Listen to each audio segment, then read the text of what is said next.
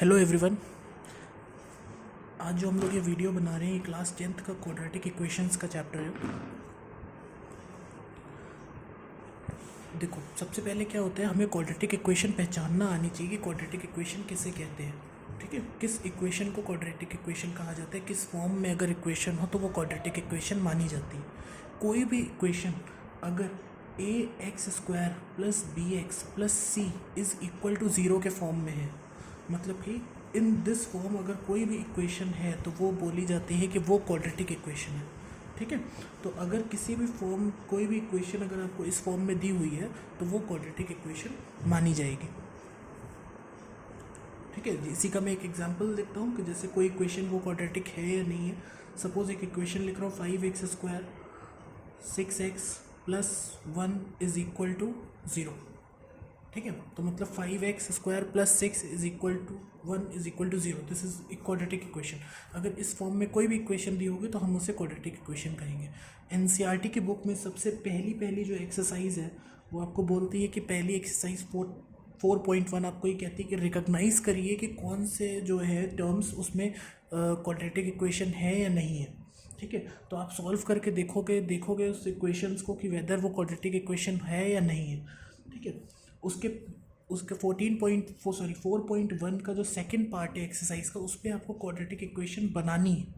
ठीक है, तो क्वाड्रेटिक इक्वेशन पहले चेक करना आना चाहिए फर्स्ट पार्ट में। अगर आपको पता चल रहा है कि क्वाड्रेटिक इक्वेशन इस फॉर्म में है, अगर a x square plus b x plus c is equal to 0 form में है तो वो क्वाड्रेटिक इक्वेशन है, अदरवाइज वो क्वाड्रेटिक इक्वेशन नहीं है।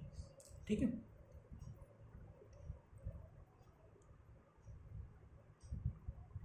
ठीक, हम ये दे रहे हैं एक्सरसाइज 4.1 का क्वेश्चन नंबर 2। एक्सरसाइज 4.1 का क्वेश्चन नंबर 2। ठीक है, बुक है हमारी एनसीईआरटी। इस पे आप क्वेश्चन देखोगे क्या लिखा है। The area of a rectangular plot is 528 metre square. Area of rectangular plot 528 metre square. The length of the plot is 1 more than twice its breadth. We need to find the length and breadth of the plot. Question क्या कह रहा है, represent the following situation in the form of quadratic equation. सिर्फ quadratic equation में हम लोग को इसको लिखना है। ठीक है, ये क्वेश्चन अच्छा है, आ जाता है एग्जाम में। ठीक है, तो एरिया ऑफ रेक्टेंगुलर, पहले तो हमें पता होना चाहिए एरिया ऑफ रेक्टेंगुलर प्लॉट क्या होता है। एरिया ऑफ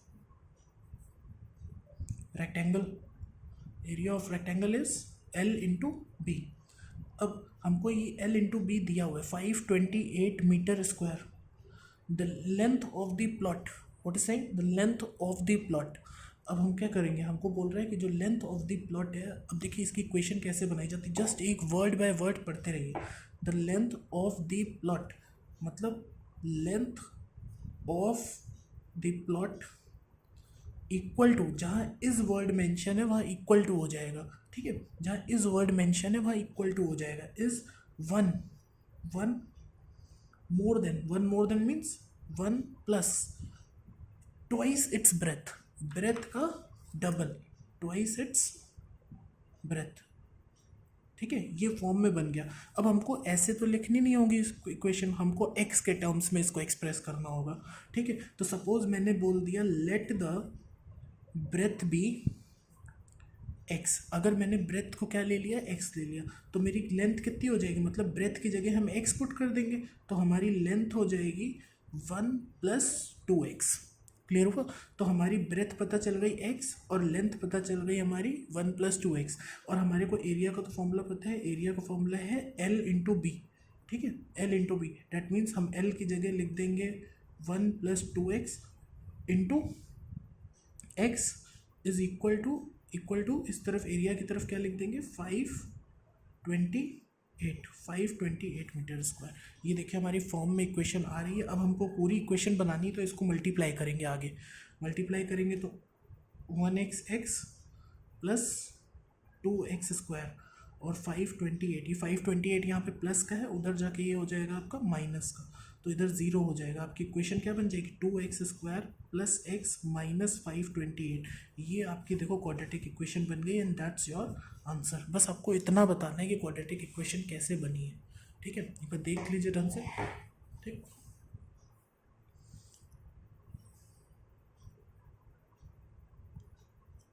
आई होप इतना समझ आ गया होगा कि क्वाड्रेटिक इक्वेशन कैसे बनानी है। ठीक है, अब हमारा नेक्स्ट क्वेश्चन जो आ रहा है,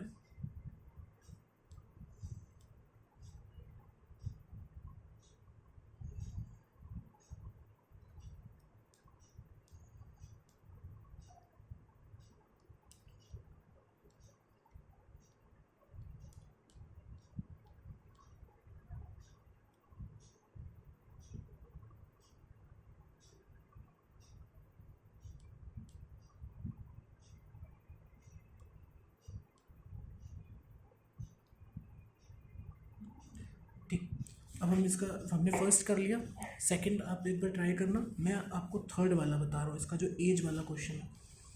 ठीक है, जो एज वाला क्वेश्चन है उसको हम लोग कर रहे हैं।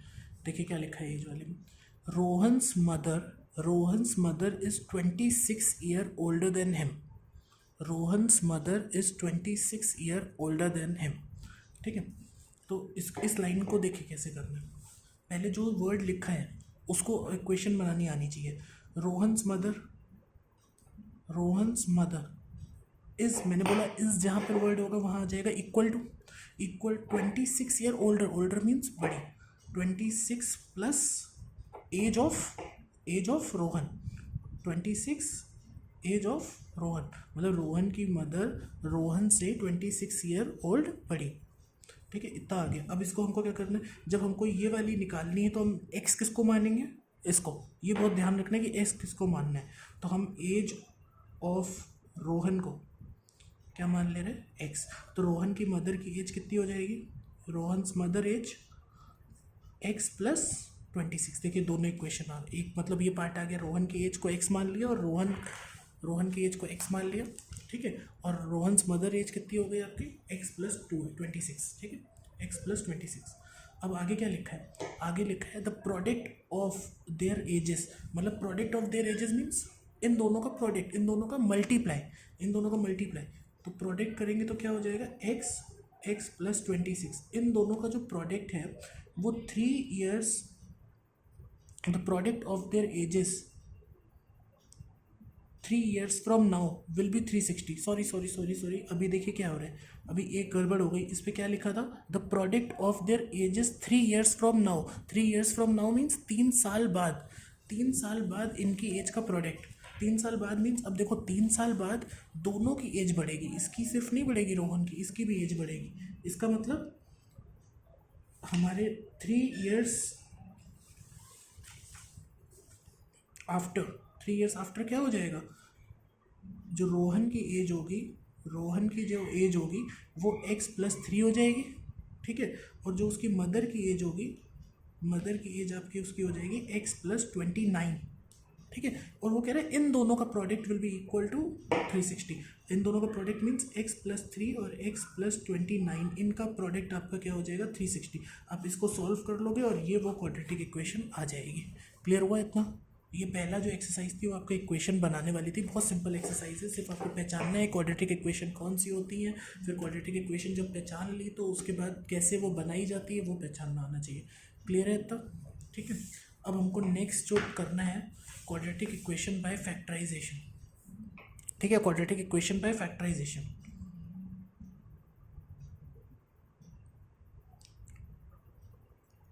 Factorisation method. ठीक है, फैक्टराइजेशन मेथड हमको करना है। फैक्टराइजेशन मेथड बहुत सिंपल है, आप कर चुके हो पहले भी। इसको स्प्लिटिंग ऑफ मिडिल टर्म कहते हैं। ठीक है, जिसपे हमको इसके स्प्लिटिंग ऑफ मिडिल टर्म्स के थ्रू रूट्स निकालने होते हैं। ठीक है, जब हम लोग splitting of middle term apply करेंगे तो उससे रूट्स निकालेंगे।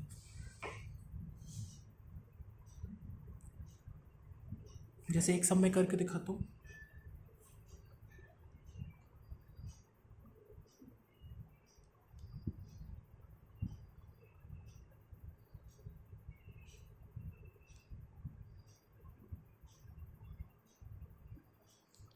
ठीक है, देखिए कैसे करना है। पहला एक मेरा सम है 6x² minus x minus 2 is equal to 0। अब इसको सॉल्व करना है, इसके रूट्स कैलकुलेट करने हैं कि स्प्लिटिंग ऑफ मिडिल टर्म के थ्रू इसके रूट्स निकालने। अब इसको कैसे करा जाता है, सबसे पहले हम लोग क्या करते हैं, देखते हैं 6 जो फर्स्ट वाला टर्म है उसको लास्ट वाले टर्म के साथ मल्टीप्लाई करते हैं, फर्स्ट वाला टर्म लास्ट वाले टर्म के साथ। मतलब coefficient of x square. Coefficient of x square means x square के जो 7 नंबर है, 6 का मल्टीप्लाई 2 के साथ करेंगे कितना आएगा, 6 का मल्टीप्लाई 2 के साथ करेंगे आएगा 12, ठीक है, वो आ जाएगा 12। अब आपको पता है कि 12 के फैक्टर्स निकालने होते हैं, कैसे निकाले जाते हैं, 2 6 2 3 3 1, ठीक है।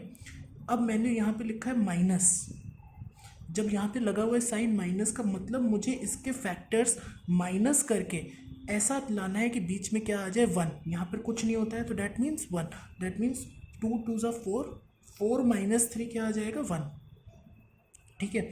एक मेथड तो ये होता है सॉल्व करने का, ऐसे सॉल्व कर सकते हो।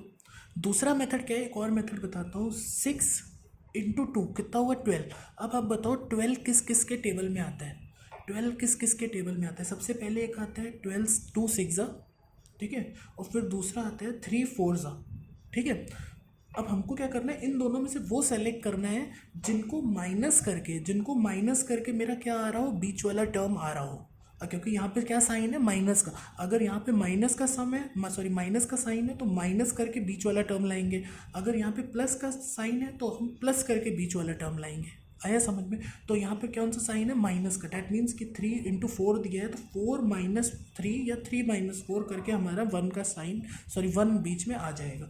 तो मतलब मेरे को कौन सा फैक्टर लेना है, ये वाला लेना है। ये सेकंड मेथड है, दोनों में से आप कोई भी मेथड अप्लाई कर सकते हो। सीधा क्या करेंगे, 6² माइनस ब्रैकेट लगा देंगे और यहाँ पे लिख देंगे 4x - 3x, क्योंकि ये दोनों के फैक्टर्स थे, 4x - 3x, वो यहाँ पे पुट कर दें और इधर क्या आ जाएगा, -2 = 0। ये सबसे अच्छा तरीका है अगर आपको स्प्लिटिंग ऑफ मिडिल टर्म करना है, इस तरीके से बहुत ईजी है, ठीक है। 6x², अब बाहर माइनस का साइन है ब्रैकेट के, तो अंदर वाला साइन क्या हो जाएगा, चेंज हो जाएगा, 3x -2 = 0। अब इन दोनों को और इन दोनों में से सॉल्व करेंगे पेयर बना के। इन दोनों में क्या लेके 2x कॉमन, अंदर से क्या बच जाएगा x, अंदर से क्या बच जाएगा 3x -2, और इधर से क्या, इधर देखो कुछ कॉमन नहीं, तो इधर कुछ कॉमन नहीं, तो डैट मीन्स हम लोग -1 कॉमन ले लेंगे, सॉरी +1 कॉमन ले लेंगे, और अंदर क्या बच जाएगा 3x -2 = 0, ठीक है। अब क्या, जो देखो ये हमेशा सेम आने चाहिए, ये पेयर में सेम आने चाहिए, तभी क्वाड्रेटिक इक्वेशन का फैक्टराइजेशन से सॉल्व होगा। अब देखो 2x + 1 ये एक साथ लिख देंगे और ये बीच वाला 3x - 2 एक साथ लिख देंगे। अब क्या, इसके रूट्स कैसे निकालेंगे, ये वाला भी इसके इक्वल है और ये वाला भी इसके इक्वल है, तो अलग अलग कर देंगे। 2x + 1 = 0 और 3x - 2 = 0, ठीक है। तो 2x = 0 मीन्स 2x = -1, देखो 1 को मैं वहाँ ले गया तो -1 आ गया, x की वैल्यू कितनी आ गई, -1/2। इसी तरह 3x - 2 = 0 था, 2 को मैं उधर ले गया तो 3x = 2 आ गया, तो x will be equal to 2/3। तो देखो ये रूट्स हो गए, तो हम अगर लिखेंगे क्या, रूट्स क्या है इन इक्वेशन का, एक है -1/2 एंड दूसरा है 2/3। समझ आ गया, ये दोनों रूट्स आ गए। तो रूट्स निकालने का एक मेथड होता है थ्रू फैक्टराइजेशन मेथड, ठीक है। थ्रू फैक्टराइजेशन मेथड एक होता है जिसमें फैक्टर्स निकाल के हम लोग उसको सॉल्व करते हैं। आ गया समझ में, ये इतना था तरीका, ठीक। नेक्स्ट हम एक और सम आपको करके दिखाते हैं जो थोड़ा स्क्वायर्स अंडर रूट वाला है, ठीक है, वो भी आ जाता है एग्जाम में, आना चाहिए वो। 3x² - 2 √6 + 2 = 0, ठीक है। देखो 3x² - 2 √x + 2 √6 और इधर आ रहा है 2 और इसके साथ क्या आ रहा है, सॉरी x लगेगा यहाँ पर, ठीक है। ये हो गया। अब क्या करते हैं हम लोग, सबसे पहले क्या बताया था, 3 × 2 कर लेंगे, कितना आ रहा है, 3 × 2 करने पे 6। अब 6 किस किस के टेबल में आता है, 6 किस किस के टेबल में आते हैं, हमें पता है कि 6 को हम लोग करेंगे तो 2 × 3 हो जाएगा, ठीक है, 2 3 = 6। अब हमको देखो, लेकिन 2 और 3 माइनस करने पे तो ऐसा तो टर्म आ नहीं रहा है, मिडिल टर्म ऐसा तो आ नहीं रहा है, तो हमको इसको क्या करना पड़ेगा, थोड़ा अलग लिखना पड़ेगा। कैसे, हमको पता है कि 2 को हम √3 को क्या लिख सकते हैं और 2 को क्या लिख सकते हैं, ठीक है, हमको पता है कि कैसे लिखा जा सकता है इसको। तो क्या करेंगे हम लोग, इसको लिख देंगे, 2 को क्या लिखा जा सकता है, 2 को ब्रेक करेंगे तो √2 × √2 हो जाएगा, और 3 को ब्रेक करेंगे तो क्या हो जाएगा, √3 × √3, ठीक है। दोनों को ब्रेक कर दिया, आगे 2 को ब्रेक करने पे √2 × √2 और 3 को ब्रेक करेंगे तो √3 × √3। अब इसका मल्टीप्लाई इसके साथ और इसका मल्टीप्लाई किसके साथ ले लेंगे, तो ये क्या बन जाएगा, 2 और √3 क्या होता है, 2 × 3 हो जाता है, बस रूट लगा रह जाता है, मतलब √6 हो जाता है। इसी तरह ये भी हो जाएगा √6। अब देखो यहाँ पे साइन लगा था प्लस का, डैट मीन्स कि हमको इसको और इसको प्लस करके बीच वाला आ जाएगा, √6 मीन्स 2 √6, तो ये हो जाएगा 3x² माइनस का साइन लगाएंगे। अब इन दोनों को क्या करेंगे, √6 प्लस √6 बाहर x प्लस 2 = 0। ठीक है, अब क्या हो गया, 3x², अब बाहर माइनस का साइन अंदर का साइन चेंज, माइनस √6, ये साथ में x भी लिखेंगे और इधर आ जाएगा प्लस 2 = 0। ठीक है, इन दोनों में और इन दोनों को अलग अलग सॉल्व करेंगे, दोनों में कॉमन लेंगे। इन दोनों में कॉमन क्या है, इन दोनों में कॉमन क्या है, ठीक है, वो देखना बहुत ज़रूरी है कि इनमें कॉमन दिखना चाहिए। अगर कॉमन नहीं समझ आएगा तो गड़बड़ हो जाएगी। देखो 3 को हमेशा ध्यान रखना, जब भी अंडर रूट के सम आए तो ये 3 को हम लोग ब्रेक कर लिया करो दिमाग में कि √3 × √3 है। ठीक है, तो मतलब इसमें से कॉमन क्या है, √3x, और यहाँ से क्या बचेगा, इस पर 3 के अंदर दो चीज़ें थी, 3 के अंदर दो चीज़ें छुपी थी, √3 एक √3 मैंने बाहर ले लिया तो एक √3 अंदर बचा होगा, √3x। और √6 के अंदर भी चीज़ है, √6 के अंदर क्या है, √6 के अंदर आपका √2 और √3 है, तो मतलब हमने √3 बाहर ले लिया तो अंदर क्या बचा होगा मेरे पास, सिर्फ √2। क्लियर है। अब इस पर भी देखो 6 है यहाँ पर √ और यहाँ पे 2 है, √6 के अंदर क्या होता है, √2 होता है, और 2 के अंदर भी √2 होता है, तो मतलब यहाँ से कॉमन क्या आ जाएगा, √2, और इधर क्या बचेगा फिर √3x, और यहाँ पे क्या आ जाएगा माइनस, क्योंकि माइनस माइनस तभी प्लस होगा, साइन किसका आएगा, माइनस का, यहाँ पे क्या बचेगा √2। तो मैंने कहा था ना आपको ये दोनों सेम आने चाहिए तभी होगा। अब देखो ये सेम आ गए, मतलब सही है आपकी इक्वेशन। √3x माइनस √2, एक ब्रैकेट में √3x माइनस √2 = 0। ठीक है, अब इनको अलग अलग कर देंगे, √3x माइनस √2 = 0 और √3x माइनस √2 = सेम बनेगी, which will be equal to x will be equal to, देखो √2 जो है उधर चला जाएगा तो ये प्लस का हो जाएगा, और 3 नीचे आ जाएगा √3 का, तो ये ऐसे। ठीक है, और सेम ये भी बनेगा। ये आपके दोनों क्या आ गए, आपके रूट्स आ गए इस इक्वेशन के। ठीक है, ये रूट्स हो गए। ये जो मेथड था, ये मेथड था solving quadratic equation by factorisation. याद रखना, solving quadratic equation by factorisation का अगर सम आएगा तो हम लोग ऐसे सॉल्व करेंगे। क्लियर है। नेक्स्ट जो हम लोग का अगली पार्ट आता है, अगला पार्ट हमारा कहता है कि क्वाड्रेटिक इक्वेशंस को बाय अ फॉर्मूला, जिसे कहा जाता है श्रीधराचार्य। ठीक है, श्रीधराचार्य फॉर्मूले से अब हम लोग करेंगे। ठीक है, तो मतलब अगर कोई quadratic equation splitting of middle term से नहीं हो पा रही है, मतलब फैक्टराइजेशन से नहीं हो पा रही है, तो हम लोग बाय फॉर्मूला अप्लाई कर सकते हैं। ये फॉर्मूला डायरेक्टली अप्लाई हो जाएगा। ठीक है, क्या होता है श्रीधराचार्य फॉर्मूला, मैं लिख रहा हूँ -b plus minus √b² minus 4ac divided by 2a। अब देखो है क्या, इधर b वर्ड है, b यहाँ पे भी है, a और c दिया हुआ है। हाँ, अब याद रखना हमारी क्वाड्रेटिक इक्वेशन कैसी होती है, ax² plus bx plus c। इसमें b का मतलब है कोफिशिएंट ऑफ x, a का मतलब है कोफिशिएंट ऑफ x², मतलब ये वाला जो नंबर यहाँ पर होगा वो a की जगह लिखेंगे, और जो नंबर यहाँ पर होगा वो c की जगह लिखेंगे, जो नंबर b की जगह होगा वो यहाँ पुट करेंगे। याद रखना साइन के साथ उठाना है उस नंबर को। ठीक है, साइन के साथ उठाना है उस नंबर को, तभी आप इसको सॉल्व कर पाओगे। ठीक,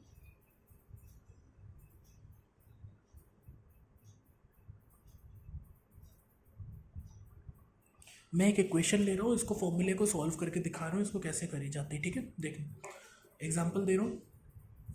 एक इक्वेशन है x² plus 2x minus 143 = 0, x² plus 2x minus 143 = 0। अब देखो 143 हम लोग इससे सॉल्व नहीं कर सकते।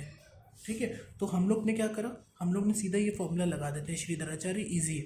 अब हमको पहले सबसे, मैं तरीका इजी बताऊंगा आपको कैसे करो। सबसे पहले जब भी क्वेश्चन को स्टार्ट करो तो लिख दो कि a क्या है। यहाँ पर जब कुछ नंबर नहीं है, यहाँ पर जब कोई नंबर नहीं है तो वो होता है 1, तो a = 1।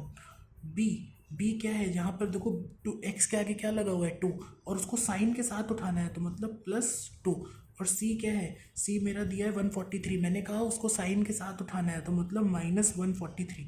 अब ये सारे नंबर आ गए आपके, ठीक है। अब बस इसको फॉर्मूले में पुट कर दो, माइनस बी की जगह हम लोग क्या पुट कर देंगे 2, तो दैट मीन्स -2 प्लस माइनस और अंडर रूट में क्या लिख देंगे बी स्क्वायर क्या होता है 2 का स्क्वायर माइनस 4ac, 4a की जगह कुछ नहीं है 1, c की जगह -143 और अंडर पूरा डिवाइड कर लेंगे, ठीक है। पूरा डिवाइड कर लेंगे तो क्या आ जाएगा 2a, 2 × 1। क्लियर है इतना? देखो वैल्यूज पुट करना आ गया, सिंपल से सिर्फ वैल्यूज पुट करनी है और उसके बाद उसको सॉल्व करना है। -2 plus minus under root 4 minus 4 × 143 और ये देखो माइनस माइनस क्या हो जाएगा प्लस हो जाएगा, तो डैट मीन्स ये माइनस माइनस यहाँ पर रोके हो जाएगा प्लस, एंड 143 × 4 कर देंगे तो ये आ जाएगा 572, ठीक है 572 और नीचे क्या आ जाएगा 2, ठीक है। अब देखना ढंग से इसको कैसे सॉल्व करना है। -2 प्लस माइनस अंडर रूट हो जाएगा 576, आपको पता हो अंडर रूट 576 डिवाइडेड बाई 2 और अंडर रूट 576 किसका होता है प्लस माइनस 24, 576 का अंडर रूट होता है 24 डिवाइडेड बाई 2। अब यहाँ पे प्लस माइनस का क्या मतलब होता है, प्लस माइनस का मतलब होता है एक बार हम इन दोनों को ऊपर वालों को प्लस करेंगे और एक बार इन दोनों को माइनस करेंगे, तो दैट मीन्स पहले एक बार प्लस करके देखते हैं -2 प्लस 24 डिवाइडेड बाई 2 और दूसरी बार क्या एक बार माइनस कर लेते हैं डिवाइडेड बाई 2, तो ये कितना हो जाएगा 24 - 2 क्या आ गया ये 22 divided by 2 which will be 11। Sign of the greater number तो प्लस का आ जाएगा सिर्फ 11, माइनस माइनस प्लस तो -26 डिवाइडेड बाई 2, तो ये हो जाएगा आपका -13। तो आपके देखो रूट्स क्या आ गए, 2 रूट्स आएंगे, एक आ गया 11 और एक आ गया -13। ये प्रोसीजर है सम सॉल्व करने का क्वाड्रेटिक इक्वेशन का। समझ में आया आपको? अब क्या करना है आपको, जितना मैंने ये समझाया है इतना मतलब फैक्टराइजेशन के थ्रू सम सॉल्व करना और फॉर्मूले के थ्रू सम सॉल्व करना। एक बार आप लोग ट्राई करके देखना, जो भी होगा प्रॉब्लम तो मैं नेक्स्ट वीडियो में डालूंगा, दोबारा से थोड़े सम डालूंगा, उस पर आपकी प्रॉब्लम क्लियर हो जाएगी। ठीक है, थैंक यू।